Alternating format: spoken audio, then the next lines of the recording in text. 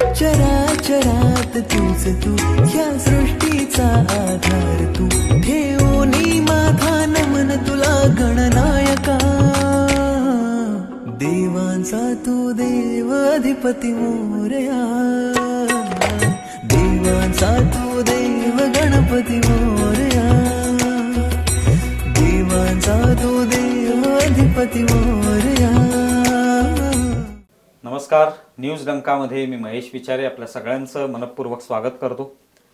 मित्रांनो, गणेशोत्सव आता काही दिवसांवरच आलेला आहे आणि सगळीकडे गणेशोत्सवाची तयारी सुरू झालेली आहे. गेली 2 वर्ष करोनामुळे गणेशोत्सव ज्या पद्धतीने होत होता तसा तो साजरा करता येत नव्हता, पण आता निर्बंध सगळे हटलेले आहेत. पुन्हा एकदा तोच जल्लोष किंवा तोच आनंद आपल्याला पाहायला मिळणार आहे. श्री गणेश ही जी देवता आहे, ही देवता आपण प्रत्येक शुभ कार्यासाठी ज्या देवतेचं स्मरण करतो, पूजन करतो आणि त्या शुभ कार्याला सुरुवात करतो, त्यामुळे श्री गणेशाचं आपल्या जीवनामध्ये एक महत्त्वाचं स्थान आहे.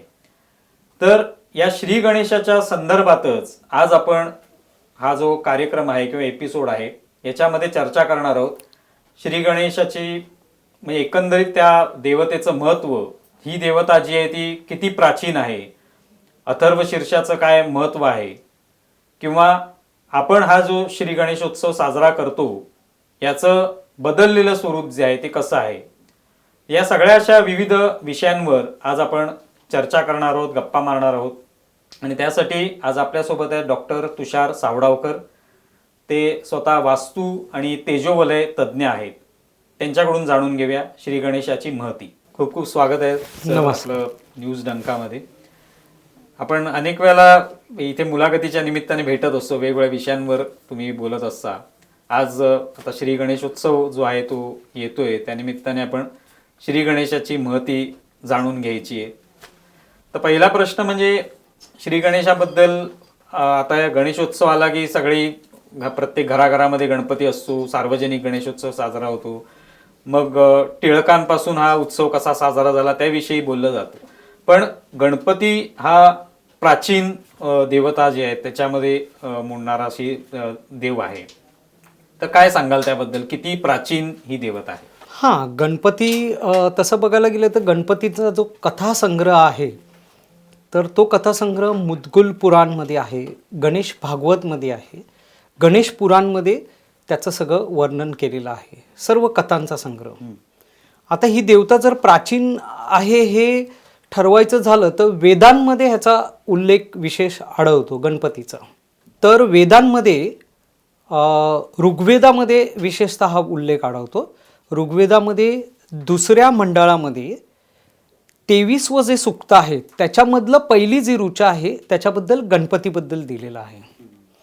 आता गणपती म्हणजे काय तर गण अधिक पती. तर गण म्हणजे काय की सर्व समुदाय आहे आपला, आणि पती म्हणजे काय की त्यांच्यावर नियंत्रण करणारा, त्यांची काळजी घेणारा, असं त्या गणपतीचं एक ही अशा पद्धतीची व्याख्या आहे. तर ब्रह्मांडामध्ये अनेक प्रकारच्या ऊर्जा आहेत, अनेक म्हणजे अनेक प्रकारच्या. आता शास्त्रज्ञ त्या पद्धतीने त्याचा रिसर्च करतायत, शोधतायत. तर काही आपल्या हिंदू धर्मामध्ये, आपल्या सनातन धर्मामध्ये जे काही पूर्वीचे वेद आहेत, ज्या ऋचा आहेत, तर त्या पद्धतीने जे काही ब्रह्मांडांचं वर्णन त्याच्यामध्ये दिलेलं आहे ते थोड्याफार प्रमाणात बऱ्यापैकी त्यांना त्याचा शोध लागतोय. आणि त्यामुळे आता बरेचसे शास्त्रज्ञ आपल्या वेदांचा पण अभ्यास करतोय. तर ही वेदातील देवता आहे. आणि गणपती जे गणपतीचं हे नाव आहे किंवा गणेशाचं हे नाव आहे तर सर्वांच्या ऊर्जेला, ब्रह्मांडातील ऊर्जेला संयमित करणारा, नियमित करणारा अशी ही आपली देवता. आणि जवळजवळ 8000 वर्षापूर्वीचं प्राचीन महत्त्व ह्या देवतेला आहे. श्री गणेशाच्या जन्माविषयी सुद्धा अनेक गोष्टी, म्हणजे एक नेहमीची कथा जी आहे ती सगळ्यांना माहितीच आहे. कशा पद्धतीने त्याला हत्तीचं डोकं जे आहे ते लावण्यात आलं, पण त्याविषयी सुद्धा अनेक वेगवेगळ्या प्रकारचे चर्चा होत असतात. काही लोक टीका करतात, काही त्याच्यावर बोलतात. तुमचा या संदर्भातला काय अभ्यास आहे? आता टीका करणारे अभ्यास न करता टीका केली तर ती आपण म्हणजे बरोबर नाही आहे. अभ्यास करून तुम्ही जर टीका केली तर समजू शकतो. आता कसं आहे की शंकर पार्वतीच्या मिलनाने गणपतीची उत्पत्ती झाली अशी कुठेही कथा नाही आहे. तुम्ही जर बघितलं तर ते पार्वतीच्या मळापासून तो लहान मुलगा उत्पन्न केला आणि नंतर ते शंकराने वध केला आणि नंतर गणपतीचं जे मुख आहे ते तिथे लावलं, असं ते प्राचीन कथा आहे. पण हा अरण्यवासियांची ही खरी देवता आहे. आता आपण मुख काय आहे हे बघण्यापेक्षा त्या मुखामध्ये काय प्रतीक आहेत ती आपण बघूया. ती समजून घेणं गरजेचं आहे ना, कारण आपला सनातन धर्म, हिंदू धर्म हा प्रतीकांनी वेढलेला आहे. वेगवेगळ्या प्रतीकांचं महत्त्व आहे आणि त्या प्रतीकाचा संबंध आपल्या योगशास्त्राची आहे, नाडीशास्त्राची आहे. तर आणि कुंडलिनी जर जागृत करायची असेल तर त्याच्याशी पण ह्या सगळ्या गोष्टीचा, आणि गणपतीचा मुळातच संबंध योगशास्त्र, नाडीशास्त्र आणि 72,000 नाडी आहेत, 7 चक्र आहेत आणि तुम्हाला त्या चक्रांवर त्याचे काय काय परिणाम होऊ शकतात त्याच्या संदर्भात ही देवता आहे. तर आता गणपतीचं साधारण मुखाचं आपण जर बघितलं तर त्यांचे डोळे गणपतीचे छोटे आहेत, बरोबर की नाही. तर छोटे डोळे म्हणजे काय की दूरदृष्टी आहे आणि दूरचं पाहणार आहे असा अर्थ आहे त्याचा. कान तर सुपासारखे आहेत की सूक्ष्मातल्या सूक्ष्म गोष्टी ऐकू शकतात ते, आणि ऐकल्यानंतर त्याचं काय करायचं याची बुद्धी त्या गजमुखात आहे. कारण सर्वात अरण्यातला सर्वात हुशार प्राणी म्हटल्यानंतर आपण एक हत्तीचं स्वरूप आपण सामावतो. आता पोट आहे, मोठं पोट दाखवलेलं आहे, तर सर्वांचे अपराध पोटात घालण्याची क्षमता त्याच्यामध्ये ते प्रतीक आहे. 4 जे हात दाखवलेले आहेत, तर जे मूलाधार, परत इथे चक्राचा संबंध येतो. मूलाधार चक्राच्या ज्या 4 पाकळ्या आहेत त्याच्या संदर्भात 4 हात असं दाखवलेलं आहे. सोंड आहे, सोंड अतिशय महत्वाचं आहे. त्या सोंडीने सुहास घेता येतात. त्याच्यानंतर ते बघा, हत्तीचे सोंड ज्यावेळेला दगड पण उचलते, फळ पण उचलते, पण फळच खाते, दगड टाकून देते. म्हणजे कसं अवलोकन करायचं कोणत्या गोष्टीचं याचं सूक्ष्म ज्ञान त्याच्यामध्ये. तर वेगवेगळ्या प्रतीकांनी सामावलेलं हे गणपतीची देवता आहे. त्यामुळे आपल्याला जे चांगलं आहे तेच आपण घ्यायचं त्याच्यामधून. बाकी हा वादातीत भाग आहे, तो लोक रिसर्च करतायत त्याच्यावर, ते कधी ना कधी ते समोर येणारच आहे ते. पण आज आपण पाहतोय की घराघरामध्ये गणेशोत्सव साजरा होतो. जो टिळकांच्या त्यांनी सुरू केला तो गणेशोत्सव, त्याचं कारण वेगळी होती. आज तो गणेशोत्सव जो आहे तो घराघरात पोहोचलेला आहे. प्रत्येक घरामध्ये कधी कोणी 1.5 दिवसाचा गणपती ठेवतो, कोण 5 दिवसाचा ठेवतो, कोण 7 दिवसाचा. सार्वजनिक गणेशोत्सव सुद्धा मोठ्या प्रमाणावर वाढलेले आहेत. तर या सगळ्याचा त्या घरावर, जसं तुम्ही ऊर्जेचा सगळा अभ्यास करता, त्याचा काय नेमका फायदा होतो? हा, बरोबर आहे. गणपती देवता ही माझ्या दृष्टिकोनातून विशेषच आहे. ज्ञानेश्वरांनी पण त्याचं वर्णन अतिशय सुंदर केलेलं आहे. आणि तसं जर बघायला गेलं, म्हणजे आता जो गणपतीचा ज्या पद्धतीने सण साजरा करतात, तर मुळात ही संकल्पनाच तशा पद्धतीची चुकीचीच आहे. तर खरी संकल्पना काय की परत चक्रांवरच येतोय की जे मूलाधार चक्र आहे त्या मूलाधार चक्राच्या संबंधित जी देवता आहे ती गणपती देवता आहे, बरोबर. तर काय करायचं आहे की असं सांगितलेलं आहे, आपला भारत जो आहे हा शेतीप्रधान देश आहे. तर पूर्वी म्हणजे ज्यावेळेला गणपती घरात आणले जात होते तर कशा पद्धतीने होत होते, तर आपल्याच परिसरातली माती, त्याच्यात गोमय, त्याच्यात गोमूत्र, अशा पद्धतीने ते मिसळून ती छानपैकी त्याची एक मूर्ती केली जायची. आता त्या मूर्तीला सुबकच आलं पाहिजे असं काय नाही. अष्टविनायक जर तुम्ही बघितले तर त्याच्यावरून तुम्हाला कल्पना येईल. पण खरं कसं आहे की त्या मातीत आपले हात गेले पाहिजे, त्या मातीशी आपला संपर्क आला पाहिजे, त्या मातीशी आपलं एक वेवलेंथ जुळली पाहिजे. आणि ज्यावेळेला ती मूर्ती तयार होते मग त्यावेळेला आपण काय करतो तर पंचामृत टाकतो, त्याच्यामध्ये मध असतं बघा. तर तुम्ही शेतीच्या कामासाठी जर चांगले जीवाणू जर आपल्याला निर्माण करायचे असतील तर मध हा अतिशय महत्वाचा घटक आहे. तर पंचामृत केल्यानंतर ते शाडूच्या मूर्तीमध्ये ते सगळं उतरलं जातं. बरं, आपण वेगवेगळ्या प्रकारच्या पत्री ठेवतो, त्याच्यात 21 पत्री सांगितलेल्या आहेत, तर सगळ्या औषधी आहेत. बरं, ते नुसत्या ठेवायचे नाहीये, त्या पत्रींची औषधी वेगवेगळी रूपं आहेत, ती माहिती करून घ्यायची आहेत. आणि हिवाळ्याच्या काळामध्ये, आणि हिवाळा संपल्यानंतर लगेच ऑक्टोबरची हीट चालू होईल, तर त्या काळामध्ये त्या प्रत्येक पत्रीचा एक एक औषधी उपयोग आहे.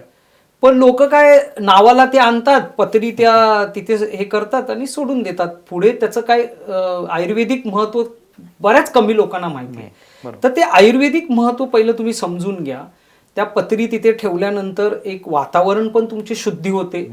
जसं दुर्वा आहे, अर्जुन भेडा आहे, असे वेगवेगळे शमीचं आहे, वेगवेगळे 21 प्रकारच्या त्या पत्री आहेत. आता जर तुम्ही बघायला गेलं तर दर 6 महिन्यांनी गणपती उत्सव येतो, बरोबर की नाही.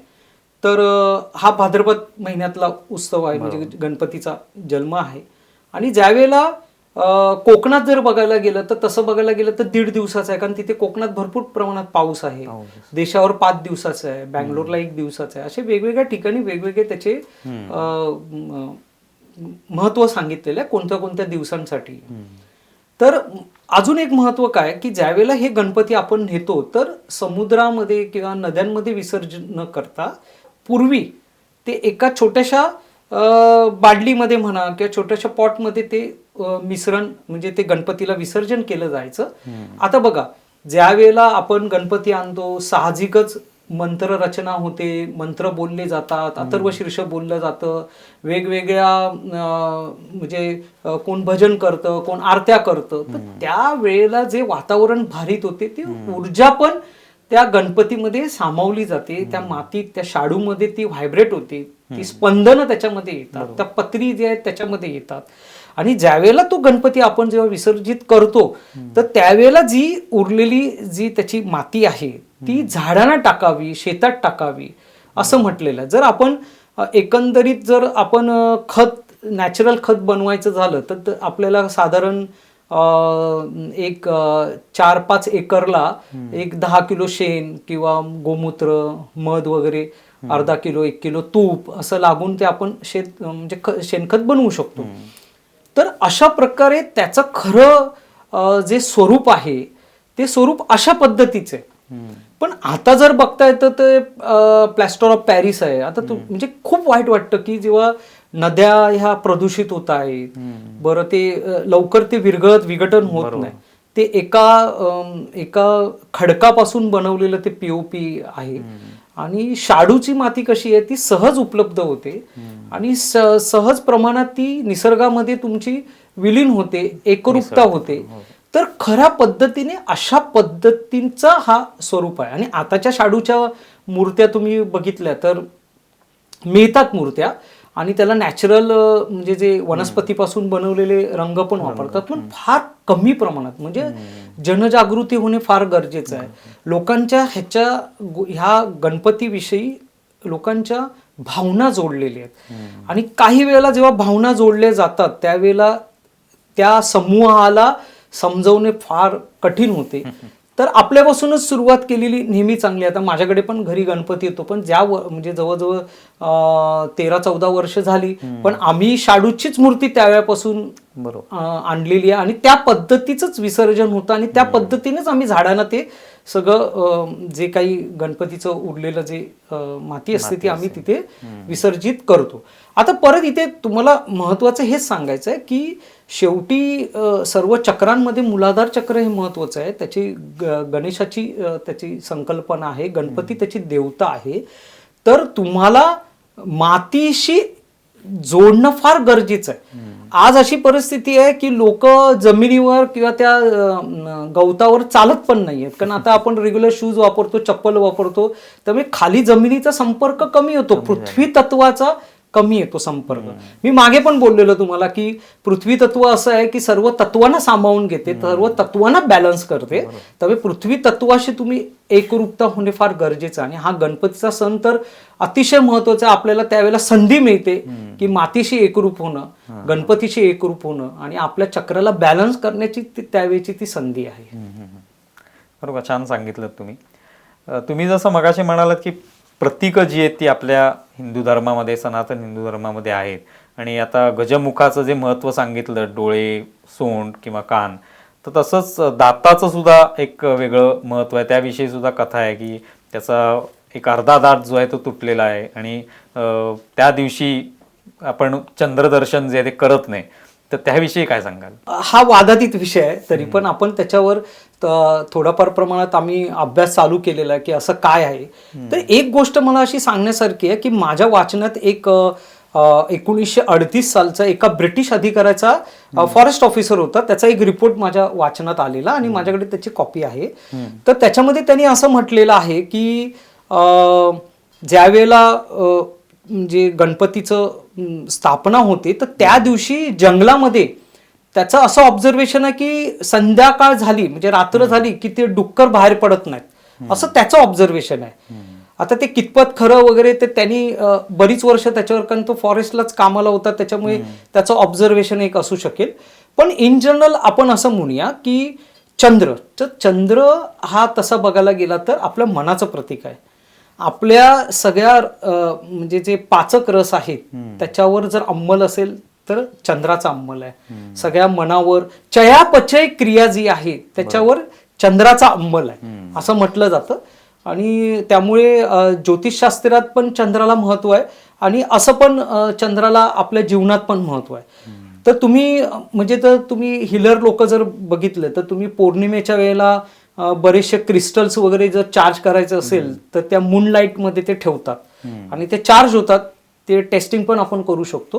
तर आता तुम्ही बघितलं तर सूर्याचा जे सरळ किरण आहे ती चंद्रावर पडून चंद्राकडनं आपल्याला काही प्रकाशित रात्रीचा प्रकाश वगैरे त्यावेळेला मिळतो. तर त्यावेळेची जी म्हणजे ज्या दिवशी गणपतीची स्थापना होते तर त्यावेळेचं जे किरण असतात तर काही सायंटिस्ट लोक याच्यावर अभ्यास करतात. तर त्यांचं म्हणणं असं आहे की ती जी किरणं येतात तर त्या किरणांचा आपल्या चयापचय क्रियेवर परिणाम होतो आणि त्यामुळे आपण म्हणजे आपलं मन अस्थिर होऊ शकतं किंवा आपल्याला एक आठवडाभर 8-10 दिवस आपल्याला अस्थिर वाटू शकतं. त्यामुळे ते जे मूनलाईट आहे ती डायरेक्ट आपण घेऊ नये. आता एक डॉक्टर पीटर म्हणून एक US सायंटिस्ट होते. तर त्यांनी आहे ना चंद्राच्या कलेचा अभ्यास केलेला आपल्या इंडियात येऊ.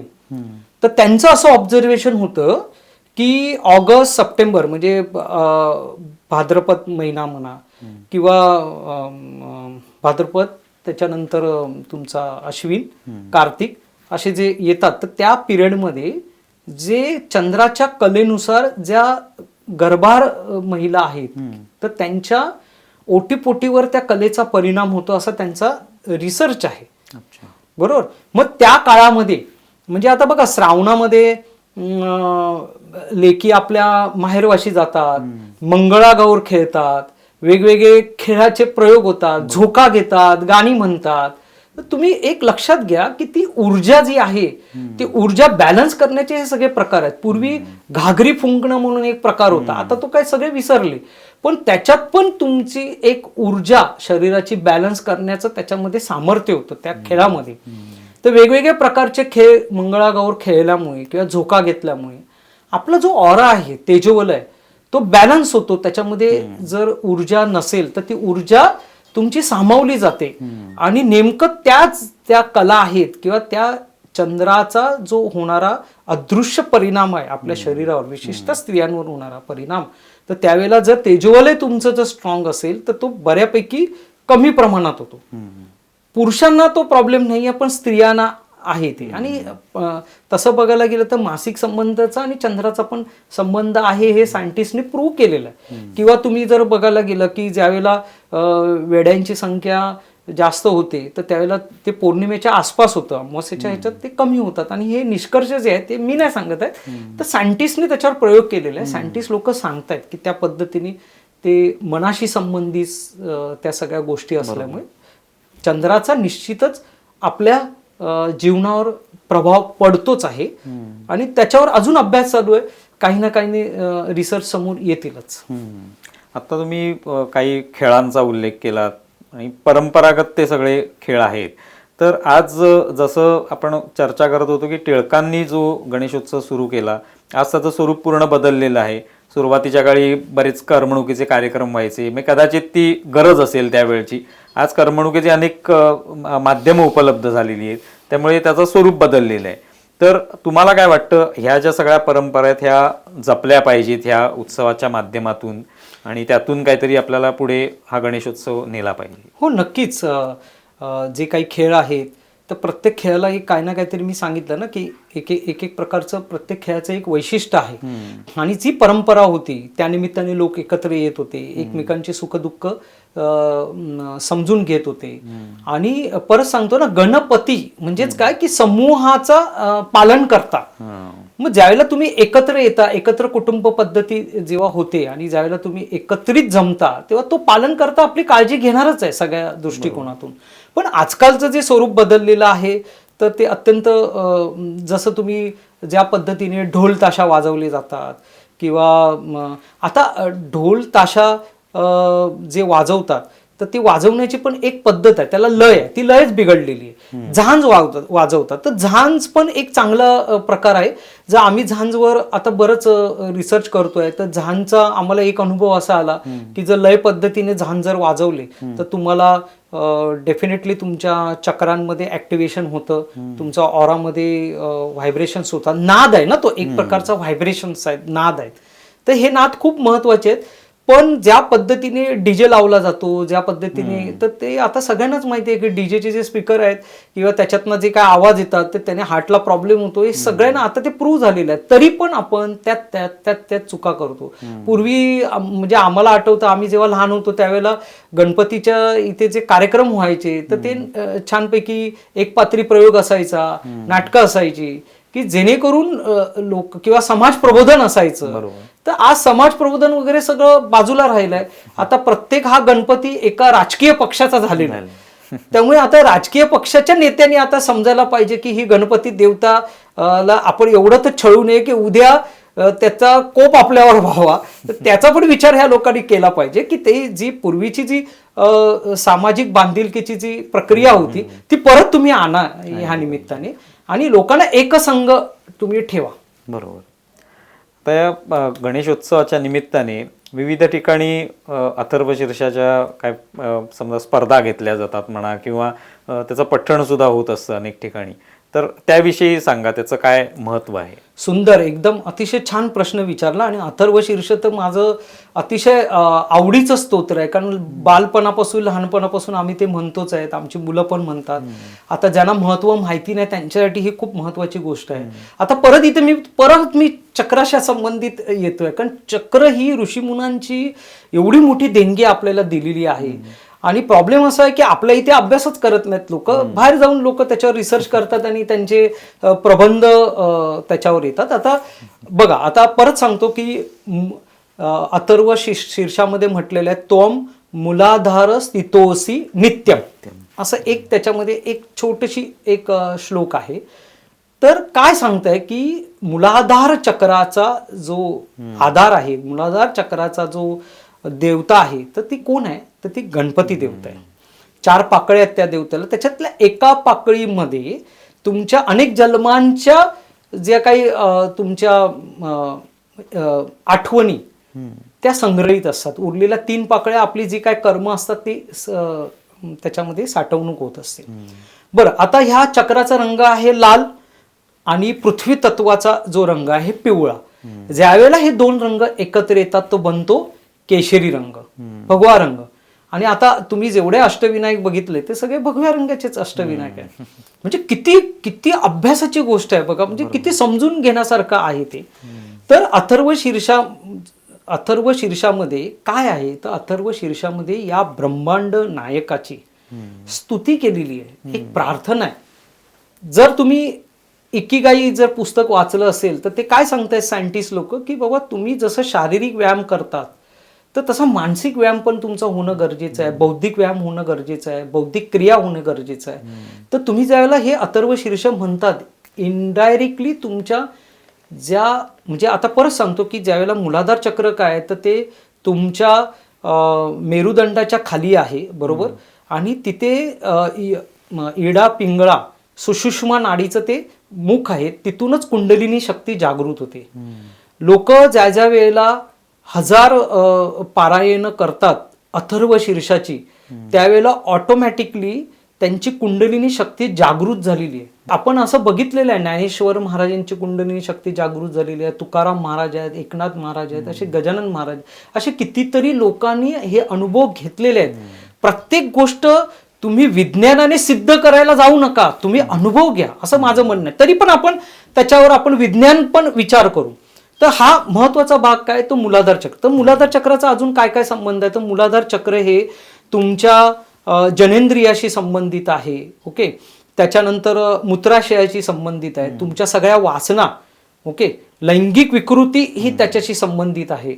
आणि त्याला कंट्रोल करणारा कोण आहे, तर ती श्री गणपती देवता. मग ज्या वेळेला हे चक्र बिघडतं, मग काय सांगितलेलं आहे की हे चक्र बिघडल्यावर वज्रासन करायला सांगितलेलं आहे, श्वसनाचे व्यायाम करायला सांगितलेलं आहे. कारण त्याच्यामध्ये त्याचा जो गंध, म्हणजे गंध हे आहे, त्याचा जो स्पर्शेंद्रिय बोललो तर गंध आहे, तर ते सूक्ष्म रीतीने गंधाचा जो सुवास आहे तो आपल्या मेंदूपर्यंत पोहोचवण्याचं काम हे तुमचं चक्र करते. बघा किती गणपतीच्या आणि गणपतीच्या ज्या संकल्पना आहेत आणि त्या चक्राच्या संकल्पनेत किती मिळत्या जुळत्या आहेत. म्हणजे हा अभ्यासाचा विषय आहे. आता ज्या वेळेला हे चक्र बिघडतं तर त्यावेळेला काय काय, तर ह्या सगळ्या हठयोगातील साधना आहेत. ओके, तर तुम्ही त्या करू शकता. नॉर्मल तुमच्या योगशास्त्रातल्या सगळ्या क्रिया करू शकता. आणि सर्वात महत्वाचं काय सांगितलेलं आहे, तर गणपतीचा एकाक्षर मंत्र. ओके, त्याचबरोबर तुमचा अथर्व शीर्षाचं पारायण, रोजच्या रोजचे पारायण आहे ते तुम्हाला म्हणायचंच आहे, ते करायचंच आहे. आता आम्ही काय प्रयोग केले की गणपती अथर्व शीर्ष म्हणताना आम्ही बायोफिल्ड रीडरने काही त्याचे जे ऑरा कॅमेरे आहेत त्यांनी त्याचे आम्ही फोटो घेतलेले की अथर्व शीर्ष म्हणायच्या अगोदर त्याचा ऑरा कसा होता आणि अथर्व शीर्ष म्हटल्यानंतर त्याचा ऑरा कसा होता. तर त्याच्यामध्ये आम्हाला खूप चांगले चेंजेस आम्हाला मिळाले. म्हणून मी प्रत्येक वेळेला सांगतो, ज्या वेळेला तुमचं मूलाधार चक्र ऍक्टिव्हेट असेल तर ऑटोमॅटिकली बाकीची चक्र पण तुमची ऍक्टिव्ह होतातच.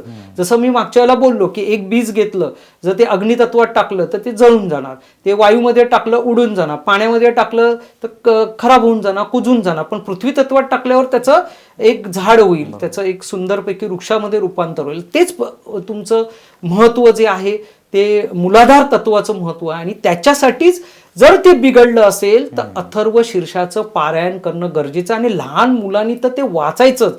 कारण आमच्या असं निदर्शन आलेलं आहे की जी मेंदूमधली बुद्धीची जी वाढ आहे ती त्या अथर्व शीर्षामुळे होते. कारण ती प्रार्थना आहे तुमची, विश्वाची प्रार्थना आहे, त्या गणपतीची प्रार्थना आहे, त्या ब्रह्मांड नायकाची प्रार्थना आहे. आणि प्रार्थनेने आजार बरे होतात असं म्हटलं जातं. बरं, त्याच्यामध्ये एक लम म्हणून त्याचं एक बीज आहे मूलाधार चक्राचं. तर लम जर तुम्ही एक तांब्याचा पेला घेतला, त्याच्यामध्ये तुम्ही करंगळी ठेवली आणि तुम्ही लमचा जप केला आणि ते रोग्याला पाणी दिलं तर बऱ्यापैकी ताप उतरतो, रोग्याचे आजार कमी होण्यास औषध उपचार लागू पडतात. थोडक्यात काय की तुमचं ऑरामध्ये जर त्यावेळेला ह्या सगळ्या गोष्टी पॉझिटिव्ह व्हायला लागतात तेव्हा तुमची औषधं तुम्हाला लागू होतात. आणि मग ज्या वेळेला आम्ही त्या अथर्व शीर्षाचं यांची पारायण केलं तर त्यावेळेला हे असं आमच्याकडे एक इन्स्ट्रुमेंट आहे, लंडनचं इन्स्ट्रुमेंट आहे, ह्याला RFI रिझॉनन्स फील्ड इमेजिंग म्हणून हे इन्स्ट्रुमेंट आहे. तर ह्या इन्स्ट्रुमेंटने आपल्या शरीराचे 40 बिंदू मोजले जातात. एक सॉफ्टवेअर असतो, त्या सॉफ्टवेअरमध्ये जेव्हा आपण ही फ्रिक्वेन्सी आपण त्याच्यामध्ये टाकतो, आता ही 529 हर्ट्झ फ्रिक्वेन्सी आली, तर आपण ज्या वेळेला ती फ्रिक्वेन्सी प्रत्येक 40 पॉईंटचे टाकलं तर एक प्रकारचा ऑराचा ग्राफ तयार होतो.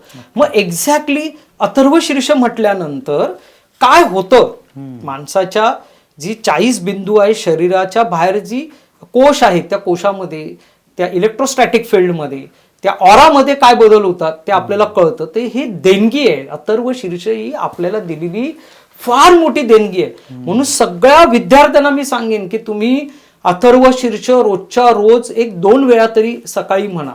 आणि तुम्ही ते म्हटल्यानंतर तुम्ही स्वतः अनुभवा की त्याच्या आपल्या आयुष्यात काय बदल होतात, आपल्या मेमरीमध्ये काय बदल होतात. आणि तुम्ही त्याचं निश्चितपणे अनुभव घ्याल. आणि तुम्हाला स्वतःला वाटेल की आपल्या ऋषीमुनींनी जे काही परंपरा केलेली आहे तर त्याच्याबद्दल तुम्हाला अभिमानच वाटणार. आता हे सांगत असताना तुम्ही एक एकाक्षर मंत्राचा उल्लेख केला, तर त्याविषयी सांगा, ऐकायला आवडेल. आता खूप महत्वाचा प्रश्न आहे हा. तर एकाक्षर मंत्र काय आहे, तर ओम गम हा गणपतीचा एकाक्षर मंत्र आहे. विद्यार्थ्यांनी तो म्हणायचाच आहे. पण कसं आहे, म्हणण्याची एक आपले जे काही मंत्र आहे, स्तोत्र आहेत किंवा अथर्व शीर्ष पण ते म्हणण्याची एक पद्धत आहे. ती पद्धत तुम्ही जाणकार व्यक्तींकडनं शिकून घ्या. आता हा ओम म्हणताना हा कसा म्हणायचा ओम, तर ओम गम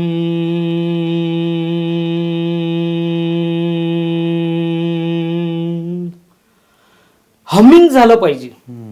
तो जो उच्चार आहे गमचा तो कंठातून आला पाहिजे आणि त्याचा उच्चार आहे ना तो असा थोडासा लांब झाला पाहिजे. ते व्हायब्रेशन्स नाद तयार होतो.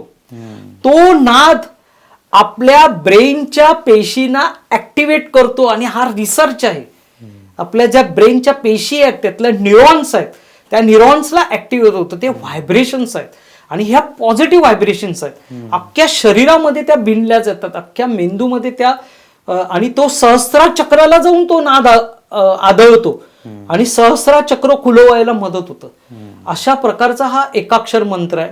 रोज तुम्ही 21 वेळा सकाळी म्हणा किंवा संध्याकाळी 21 वेळा म्हणा आणि त्याचे तुम्ही अनुभव घ्या. जसं घंटा वाजवल्याने जो नाद निर्माण होतो.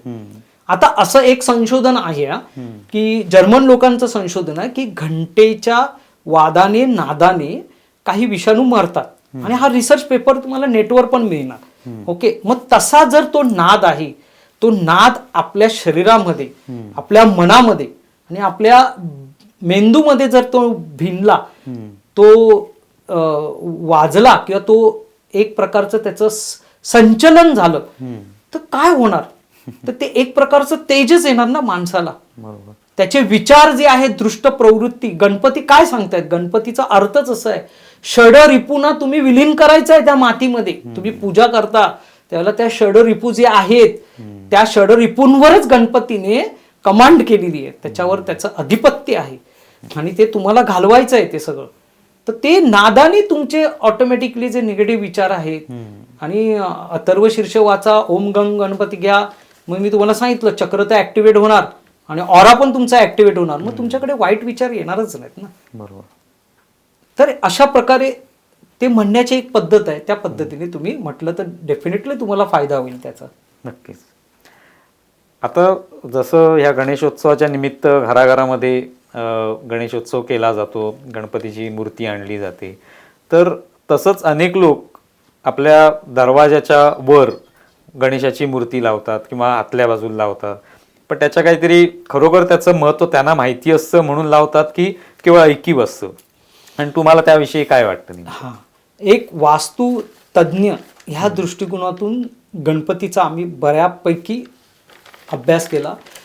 अभ्यास करताना असं आढळलं की जेवढा अभ्यास करतोय त्याबद्दल गणपतीविषयी खूप वेगवेगळी माहिती, वेगवेगळे ग्रंथ समोर येत आहेत. म्हणजे असं वाटतं की आपला जन्म हा अपुरा पडणार गणपती ह्या विषयाला समजून घ्यायला, ह्या देवतेला समजून घ्यायला. तर खरं म्हटलं तर तुम्ही आता बघितलंच गणपतीचं केवढं महत्व आहे की एक ब्रह्मांड नायक आहे. एवढ्या मोठ्या ऊर्जेला सौर मंडळ, आता किती तुम्ही 200 मिलियन ट्रिलियन तुमच्या आकाशगंगा आहेत, तिथे जे वेगवेगळ्या प्रकारच्या ऊर्जे आहेत त्या ऊर्जेचं नियमन करणारी ही गणपती देवता आहे. तर तुम्ही एवढ्या मोठ्या देवतेला, ब्रह्मांड नायकाला तुम्ही दरवाजाला कसं काय बसवू शकता? बरोबर की नाही? तर ते कथेत पण सांगितलेलं आहे की तुम्ही त्याची जी मुख्य जागा आहे ही तुमची देवाऱ्यात आहे.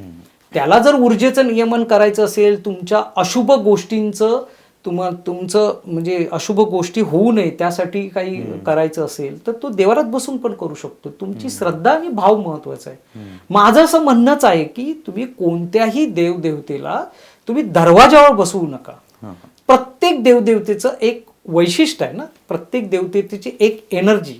जसं शक्ती बुद्धीची ही देवता आहे, तर कशाला तुम्ही त्या देवतेचा तुम्ही अपमान करता? तर त्याच्यापेक्षा तुम्ही त्याला देवाऱ्यात बसवा, तुम्ही समाधानाने त्याची पूजा करा, अंतर्यामातून तुम्ही पूजा करा, त्याला तुम्ही वाहून घ्या, तुम्ही समर्पित व्हा. ओके, त्याला समरूप व्हा. मग ज्यावेळेला तुम्ही गणपतीशी असं समरूप होणार त्यावेळेला ते ऑटोमॅटिकली तुम्हाला त्याचे अनुभव येतील, तुम्हाला त्याचा कृपाप्रसाद मिळेल.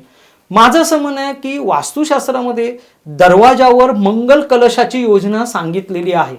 तर माझं म्हणणं आहे, प्रत्येकाला विनंती आहे की तुम्ही गणपती लावण्याच्या ऐवजी मंगल कलश लावा. आता काही देवळांमध्ये गणपतीचं नियोजन केलं जातं, पण देवळांमध्ये ठीक आहे. हे आपलं घर आहे. परत आपण त्याच्या खालून जातो, त्या देवतेच्या खालून जातो, परत बऱ्याच गोष्टी आहेत त्याच्यामध्ये, विटाळाच्या काही गोष्टी आहेत, ते सगळं सगळं सांभाळावं लागतं ना. आणि ती अतिशय मी तेच सांगतो ना, योगशास्त्र तुमचं नाडीशास्त्र त्याची ही देवता आहे. योगातला खूप महत्वाचं आहे, जसा कुंडलींचा भाग आहे, त्यामुळे तिचं पावित्र्य जपणे हे आपलं काम आहे. त्यामुळे आपल्या देवतेला कशाला तुम्ही दरवाजावर बसवता, तर त्याच्यासाठी वास्तुशास्त्रामध्ये सांगितलेलं आहे की एक छानपैकी मंगल कलशाची तुम्ही योजना तुम्ही त्या दरवाजाजवळ करा. आणि स्वस्तिक पण सांगितलेलं आहे. स्वस्तिक म्हणजे साक्षात ओमच आहे ना, तसं बघायला गेलं तर. नाद हा उत्पन्न झाला किंवा असं म्हटलं जातं की जेव्हा ब्रह्मांडाची उत्पत्ती झाली, तो पहिला नाद आला तो ओम आहे. गणपती हे ओमचं स्वरूप आहे, स्वस्तिक हे पण ओमचं स्वरूप आहे. तर तुम्ही दरवाजावर तुम्ही स्वस्तिक काढा, सिम्बॉल तुम्ही वापरा. सिम्बॉलाचा तुम्हाला डेफिनेटली तुम्हाला फायदा होणार. बरोबर, खूप छान समजावून सांगितलं तुम्ही. एक आत्ताच्या पिढीला जर आता हे सगळेजण जे आहेत ते गणेशोत्सवामध्ये सहभागी होतात, त्याचा जल्लोष करतात, आनंद साजरा करतात, पण आजच्या पिढीने ह्या ज्या सगळ्या तुम्ही गोष्टी सांगितल्यात हे समजून घेणं किती आवश्यक आहे आणि ते समजून घेण्यासाठी काय काय करता येईल त्यांना? समजून घेण्यासाठी पहिलं सर्वप्रथम आपल्या सनातन धर्माचा तुम्ही प्रत्येकाने अभ्यास केला पाहिजे. मुळात काय होतं की वयाची 60 झाली की मग नंतर मग आपल्याला असं वाटतं चला ज्ञानेश्वरी वाचा, दासबोध वाचा. आता दासबोध वगैरे ग्रंथ जर तुम्ही खरोखर वाचले तर तुम्हाला दासबोधामध्ये जर बघायला गेलं तर परफेक्ट मॅनेजमेंट शिकवलेलं आहे त्यांनी, की माणसाने कोणत्या चुका करू नये. जर तुम्ही ते नियमित ते वाचलं आणि जर तुम्ही चुका केल्या नाहीत तर तुमच्यावर संकटे येणारच कशी. एवढं सुंदर विवेचन रामदास स्वामींनी दासबोधामध्ये केलेलं आहे. ज्ञानेश्वरी तर मी तुम्हाला सांगेन की ज्ञानेश्वरीवर आमचा आता रिसर्च चालू आहे. प्रत्येक ओव्या, प्रत्येक त्याची रचना तुमच्या म्हणजे माझा असा अनुभव आहे की वेगवेगळ्या आजारांवर वेगवेगळे श्लोकांचा त्याच्यावर परिणाम होतो, हे आम्ही अनुभवलेलं आहे. आता फक्त आम्हाला ते सिद्ध, कारण काय आजची पिढी आम्हाला पुरावा मागते ना की आम्हाला सायंटिफिक रित्या तुम्ही काय तुम्हाला सांगणार. तरी पण आम्ही RFI BFR माझ्याकडे जे काही वस्तू म्हणजे जे काही इन्स्ट्रुमेंट आहेत त्यांनी आम्ही मॅक्झिमम त्याच्यामध्ये डेटा कलेक्ट करण्याचा आम्ही प्रयत्न करतोय. पण ज्ञानेश्वरी जर तुम्ही वाचली तर तुम्ही एक प्रकारचे तुमच्या ज्या मज्जातंतूचे जे विकार आहेत त्याच्यावर अतिशय छान उपचार होऊ शकतात. रेग्युलर जर तुम्ही वाचनामध्ये तर वेगवेगळ्या मंत्रांच्या वेगवेगळ्या फ्रिक्वेन्सीज आहेत आणि वेगवेगळ्या फ्रिक्वेन्सीचा उपयोग आपल्याला वेगवेगळ्या आजारांवर होतो. हा फार गहन विषय आहे, फार मोठा विषय आहे. आणि माझं असं म्हणणं आहे की आताच्या पिढीने नेटवर तर एवढी माहिती तुम्हाला उपलब्ध आहे तर तुम्ही थोडीशी वाचा. तुमचं कामधंदा करता करता, तुमचा अभ्यास करता करता आपल्या धर्माचा थोडाफार तुम्ही अभ्यास केला आणि काही संशोधन जे परदेशात होतं त्याच्याऐवजी तुम्ही लोकांनी येऊन मुलांनी करा हे संशोधन. आणि लोकांसमोर आपला धर्म हा प्रगल्भ होता, प्रगल्भ आहे आणि प्रगल्भ राहणार हे लोकांपर्यंत तुम्ही मांडा, लोकांपर्यंत तुम्ही ते येऊ द्या. किती सांगण्यासारख्या गोष्टी आहेत त्याच्यामध्ये. तर माझं म्हणणं आहे की थोडंसं तुम्ही तुमच्यामध्ये थोडेसे बदल करा ना. बघा ना, गणपती बाप्पा तुम्हाला कशी बुद्धी देईल, तुमच्या आयुष्यात किती चैतन्य आणेल, आनंद आणेल. पण तुम्ही बदलले पाहिजे ना, तेव्हाच त्याचा सगळा जो काय आशीर्वाद आहे त्याचं मंगलमय जे काही आशीर्वाद स्वरूप आपल्याला जे काही मिळणार आहे ते तेव्हाच मिळणार. पण तुम्ही जर बदलायला तयार नाही तर ते कशाला देतील. तर तुम्ही स्वतः बदलले पाहिजे. तुम्ही समजून घ्या आणि थोडा हा जो पर्यावरणाचा विषय आहे, प्रदूषणाचा विषय आहे, खूप गांभीर्याने विचार करा. आणि माझं आव्हान आहे तर प्रत्येक मंडळाला आव्हान आहे की ह्या पद्धतीने तुम्ही जर थोडासा विचार केला तर निश्चितपणे ह्या स्वरूपाला किंवा हा गणपतीचा जो एवढा अतिशय सुंदर आपल्याकडे महोत्सव होतो तर त्याला एक चांगलं स्वरूप प्राप्त होईल आणि लोकांची बघण्याची दृष्टी निश्चितपणे बदलेल. बरोबर, तुम्ही आत्तापर्यंत जे काही विवेचन केलं त्यातून श्री गणेशाला समजून घेणं आणि त्याचं महत्त्व आहे ते समजून घेणं वेगळ्या वैज्ञानिक दृष्टिकोनातून सुद्धा हे किती महत्त्वाचं आहे हे दिसून येतं. आणि येणारी पिढी किंवा आहे आत्ताची जी पिढी आहे त्यांनी हे समजून घेतलं पाहिजे. केवळ उत्सव साजरा करण्याबरोबरच हे सगळ्या गोष्टी ज्या आहेत या सगळ्या समजून घेतल्यानी तर त्या नक्कीच त्यांना उपयोगी पडतील. निश्चित. आणि अजून तर त्याच्यामध्ये आपल्या प्रत्येक सणामध्ये रंगाचं तर आपल्याकडे खूप महत्त्वाचं आहे. रंग हे अतिशय महत्वाचं आहे. रंगशास्त्र हे पूर्णपणे विद्युत रासायनिक आणि विद्युत चुंबकीय परिणामांचा परिपाक आहे. आणि ते आपले रंग हे आपल्या मेंदूतील विद्युत रासायनिक क्रियेशी संबंधित आहे. त्यामुळे बघा आपल्याकडे देवतांची जी नावं घेतली जातात ते नीलकंठ आहे, पांडुरंग आहे, प्रत्येक रंगावरूनच त्याची वेगवेगळी नावं आहेत. आता रंगाचं अजून एक विशेष महत्त्व तुम्हाला सांगायचं राहून गेलं तर त्याच्यामध्ये डॉक्टर ॲडल्ट म्हणून एक सायंटिस्ट होते न्यूयॉर्कला, तर त्यांनी 27 हॉस्पिटलमध्ये रिसर्च केला आणि मेंदूवर कोणत्या कोणत्या रंगाचा काय परिणाम होऊ शकतो त्याच्यावर त्यांचा रिसर्च, आणि त्यांचा जो रिसर्च आहे, जो पेपर आहे रिसर्च संबंधित, तो त्यांनी प्रकाशित पण केलेला की वेगवेगळ्या रंगांचा मानवी शरीर आणि मानवी मनावर होणारा परिणाम हा त्यांचा इंटरनॅशनल प्रबंधामध्ये त्यांचा तो समाविष्ट झालेला आहे. तर त्या रंगांचा संबंध आपल्या शरीराशी, आपल्या मनाशी येतेच येतो. तर त्याच्यामध्ये त्यांना असं आढळलं की जे बुद्धिमांद्य आहेत किंवा त्यांना बुद्धीचे काही विकार जडलेले आहेत किंवा त्यांना मतिमंद, गतिमंद, हा, तर त्याच्यावर किंवा जे म्हणजे काय बोलतात त्याला आपल्याला की ज्यांचा विकारांशी संबंध आहे, लैंगिक विकार ज्यांचे जडलेले आहेत. आता लैंगिक विकार मी मगाशी परत बोललो की मूलाधाराशी संबंधित आहेत आणि गणपतीच ही त्याची देवता आहे, त्यामुळे तुम्ही गणपतीची उपासना केल्यावर ते पण तुमचं कंट्रोलमध्ये येणार. ओम पण तसंच आहे, बरोबर की नाही. तर त्यांच्या असं लक्षात आलं की भगवा रंग जो आहे त्या भगव्या रंगाचा परिणाम त्याच्यावर बऱ्यापैकी झालेला आहे. लोकांचे काही आजार आटोक्यात आलेले आहेत. आता हे त्यांचं संशोधन आहे, पण आपल्या इथे कलकत्त्याला डॉक्टर भट्टाचार्य यांनी त्याच्यावर सुंदर पुस्तक लिहिलेलं आहे आणि त्यांनी त्याच्यावर रिसर्च केलेला आहे आणि रंगाद्वारे ते लोकांना ट्रीटमेंट पण देत होते. बरोबर, म्हणजे भगव्या रंगाचा किती महत्व आहे तुम्ही लक्षात घ्या. जो गणपतीचा रंग आहे, जो आपले जे योगी लोक आहेत, जे संन्यास घेतलेले संन्यासी लोक आहेत, ते 5000 वर्षापासून ते भगवं कपडे घालतायत किंवा भगवे कपडे घालतायत. म्हणजे किती त्यांचा अभ्यास असेल, ऋषीमुनींचा किती अभ्यास असेल. आणि भगव्याचा हा महत्वाचा भाग आहे. त्यामुळे तुम्ही ऑटोमॅटिकली संन्यास घेतल्यानंतर तुमच्या सगळ्या लैंगिक वासना वगैरे सगळ्यावर तुमचा कंट्रोल आला पाहिजे. आणि परत सांगतो की ह्या सगळ्याची मूळ काय तर गणपतीच आहे ना, भगवाच आहे. अष्टविनायक सगळं भगवच आहे ना, शेंद्री कलरच आहे. बस तुम्ही त्या रंगाचा अनुभव पण घ्या, गणपतीचा अनुभव घ्या. आणि गणपतीची जी मूर्ती आहे ती तुम्हाला तुमच्या मनोकामना तर पूर्ण करणारच, त्याचबरोबर तुम्हाला एक नवं चैतन्य देणार आणि नवे विचार देणार. त्यामुळे गणपतीची उपासना खूप आवश्यक आहे आणि सगळ्यांनी ती मनापासून करावी अशी माझी प्रामाणिक सगळ्यांना विनंती आहे. नक्कीच, खरोखरच म्हणजे ह्या आपल्या कार्यक्रमाच्या माध्यमातून तुम्ही हे जे आवाहन केलेलं आहे सगळ्यांपर्यंत पोहोचेल आणि गणपतीची उपासना करतील एका योग्य पद्धतीने आणि त्यातून श्री गणेशाचं महत्त्व समजून घेण्याचा प्रयत्न करतील अशी आशा करूया. तुम्ही इथे आलात आणि ह्या सगळ्या विषयावर खूप सखोल अशी माहिती दिलीत, प्रबोधन केलं, त्याबद्दल खूप खूप आभारी आहोत. धन्यवाद. नमस्कार. तर मित्रांनो, आत्ताच आपण डॉक्टर तुषार सावडावकर यांच्याशी संवाद साधला आणि श्री गणेशाचं महत्त्व जाणून घेतलं.